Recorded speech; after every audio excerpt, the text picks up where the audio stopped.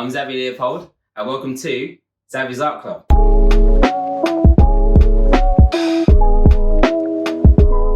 So, the sun's coming out, so you know what that means. Nature's going to be really beautiful. Why don't you grab a sketchbook, head out to your nearest park, or just look out the window if it's raining, and just take in the nature. Nature is beautiful. Nature is something that's gifted to us, and it's for free as well. So we might as well sketch it.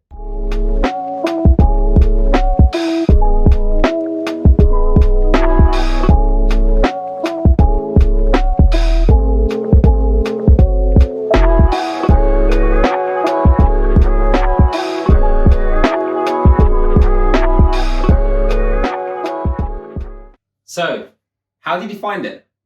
Did you have fun? Because I definitely did. Listen, couple things to remember. Always have fun. Take a stab at it.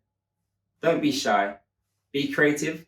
And last but not least, art is for the heart.